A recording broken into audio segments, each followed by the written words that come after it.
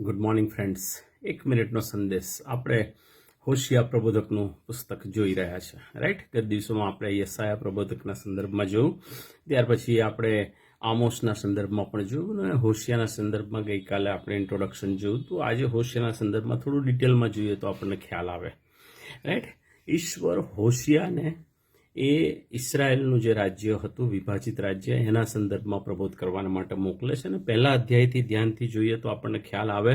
અને બહુ અઘરી બાબત ઈશ્વર હોશિયાને કરવા કહે છે, પણ હોશિયા માટે એ આસાન નહોતું માણસ તરીકે, બરાબર. પણ ઈશ્વરના સેવક તરીકે અને પ્રબોધક તરીકે ઈશ્વરની આજ્ઞાને આધીન થવું એના માટે સહેલું હતું. અને એટલે એ ઈશ્વરની આજ્ઞાને આધીન થાય છે અને જઈને એક વેશ્યા સાથે લગ્ન કરે છે, જેનું આપણને ત્યાં આગળ ડિટેલ જોવા મળે છે. ને ત્યાર પછી એ આપણે જોઈએ તો ખબર પડે છે કે એ બાળકોને જન્મ આપે છે. અને બાળકોને જે જન્મ આપે છે એની અંદર પહેલો જે એને દીકરો થાય છે, 4 કલમ પ્રમાણે એનું નામ ઇઝરાયેલ પાડે છે. અને ઇઝરાયેલના ખૂનનો બદલો કહે છે હું ઇસરાયેલ પાસથી લઈશ ને ઇસરાયેલના રાજ્યનો અંત આણીશ.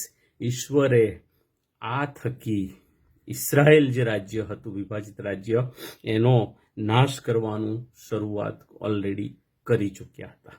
કેમ? કારણ કે આ જ ઇસરાયેલ કે જેણે ઈશ્વરની પાછળ ચાલવું જોઈએ, 10 કૂડો, બરાબર, પણ ચાલ્યા નહીં. મૂર્તિ પૂજા અને લંપટપણામાં, વ્યભિચારમાં સતત આળોટતા રહ્યા. અને એટલા માટે ઈશ્વર હોશિયાને મોકલે છે, રાઈટ. અને બહુ જ કહેવાય કે ગંભીર એવી બાબતો તમને આ હોશિયાના પુસ્તકમાં લખેલી જોવા મળે, રાઈટ.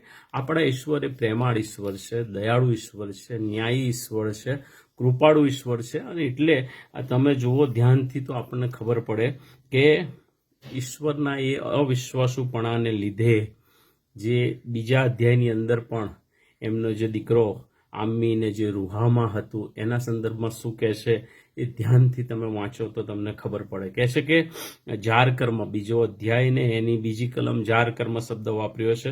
આપણે બધા જ શબ્દો નથી વાંચી શકતા. 4થો અધ્યાય ને એની 5મો અધ્યાય એની અંદર કહે છે તમે શરમ ભરેલું કામ કર્યું છે. તમે કહે છે તમારા પ્રીતમોની પાછળ કહે છે જઈ રહ્યા છો. પૂર્વના કહે છે પર્વો અને ચંદ્ર દર્શનો, સાબ્બાથો, મુકર કરેલા પર્વો, સર્વનું કહે છે હું અંત આણીશ. જે મારું આયોજન નહોતું એ જગતનું આયોજન તમે જ્યારે ઇમ્પ્લિમેન્ટ કર્યું છે એ બધાને હું કહે છે સાફ કરી કાઢીશ, રાઈટ. ઈશ્વર બહુ સ્પષ્ટ કહે છે. તમે બીજો અધ્યાય એની અંદર આગળ વાંચો 14મી કલમથી લઈ અને એની 23મી કલમ સુધી, તો ત્યાં ઈશ્વરની કૃપા પણ જોવા મળે છે, ઈશ્વરની દયા, ઈશ્વરની ભલાઈ પણ ત્યાં આગળ જોવા મળે છે. અને ઈશ્વર બહુ સ્પષ્ટ શબ્દોની અંદર હોશિયા થકી ઇસરાયેલ પ્રજાની સાથે ત્યાં આગળ વાત કરતા આપણને જોવા મળે છે. 3જો અધ્યાયની અંદર એ લોકો જે ઈશ્વરથી વિમુખ થઈ ગયેલા, રાઈટ, એ પાછા હોય એના માટેની હાકલ ઈશ્વર ત્યાં કરતા આપણને જોવા મળે છે. અને 4થા અધ્યાયની અંદર જોઈએ તો ઈશ્વરની જે શિક્ષા આવવાની છે એના સંદર્ભની વાત ત્યાં આગળ ઈશ્વર આપણને કરતા જોવા મળે છે. એની સાથે સાથે 4થા અધ્યાયની અંદર આપણે જોઈએ તો ઈશ્વરનો, ઇસરાયેલનું જે આત્મિક વ્યભિચાર હતો ઈશ્વર સાથેનો, કહેવાતા હતા પોતાની જાતને ઈશ્વરના લોક ગણતા હતા, પણ એમના હૃદયો તો ઈશ્વરથી કેટલા બધા વિમુખ હતા, રાઈટ. અને જે ઈશ્વરની વિરુદ્ધ વારે વારે એ લોકો બંડ પોકારતા હતા એના સંદર્ભની અંદર હોશિયા ત્યાં ગાડી બ્લન્ટલી, ખુલ્લેઆમ, સ્પષ્ટ શબ્દોમાં, કોઈ પણ સેહ શરમ રાખ્યા વગર એ ત્યાં આગળ પોકારતો આપણને જોવા મળે છે. ને ત્યાર પછી 5મા અધ્યાયની અંદર પણ આપણે જોઈએ તો ત્યાં આગળ આપણને ઈશ્વર જે એમના જે પાપો હતા એની ઉપર અંગુલી નિર્દેશ કરે છે બહુ સ્પષ્ટતાથી, બરાબર. વાંચીને આપણે હચમચી જઈએ એ રીતે આપણને ત્યાં આગળ જોવા મળે છે. અને 6ઠ્ઠા અધ્યાયની અંદર પસ્તાવા માટેનું ઈશ્વર તેડું ફરીથી એમને આપે છે, કઠોર શબ્દની અંદર આપે છે કે પાછા ફરો. નહીં તો કહે છે 6ઠ્ઠી કલમ, 6ઠ્ઠો અધ્યાય ને એની 6ઠ્ઠી કલમની અંદર હું ભલાઈ ચાહું છું, તમારા યજ્ઞાર્પણોની મારે જરૂર નથી, ધાન્યાર્પણોની મારે જરૂર નથી. હું ઈશ્વરનું જ્ઞાન હશે તો ઈશ્વરની સમજ પણ આવશે, ઈશ્વરનો ભય પણ આવશે, ઈશ્વરની બીક પણ આવશે અને ઈશ્વર પ્રત્યે આધીનતા પણ આવશે, રાઈટ. અને પછી તમે 7મો અધ્યાય વાંચો તો તેની અંદર ફરી વખત ઈશ્વર હોશિયા થકી એમનું જે લંપટપણું હતું, પોતાની જાતને પણ શુદ્ધ રાખવાની વાત હતી, ઈશ્વરને સમર્પિત થવાની વાત હતી, ઈશ્વરને આધીન થવાની વાત હતી, ઈશ્વરને ગમે એ રીતે જીવવાની જે વાત હતી.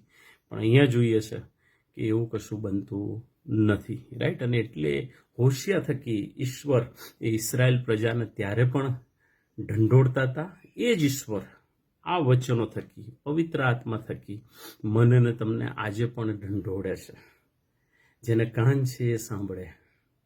ઈશ્વર આજે પણ એમના વચનો થકી મને ને તમને ઢંઢોળે છે, પાછા ફરવાનું કહે છે, રાઈટ. અને જે જગીકતા આપણા પર હાવી થતી જાય છે એની જગ્યાએ ઈશ્વરનો ભય, ઈશ્વરની બીક અને ઈશ્વરમાં આધીનતા એ તમારી ને મારી પાસે ઈશ્વર માગે છે. જો એ આપી શકીએ છે તો પ્રેઝ ધ લોર્ડ અને હાલેલુયા. જીવન અર્થપૂર્ણ અને આશીર્વાદિત બનશે. પણ જો વચન વાંચવા છતાં, સમજવા છતાં જો ઇમ્પ્લિમેન્ટ નથી કરતા જીવનમાં, ઈશ્વરથી વિમુખ જઈએ છે, તો ચોક્કસ આપણે ઈશ્વરના ગુનેગાર ઠરીએ છે અને ઠરીએ છે, રાઈટ. ઈશ્વર આ બાબતો સમજવા માટે મને તમને પુષ્કળ કૃપા આપે, સહાય કરે. મે God bless you. Have a good day. Bye bye. Take care.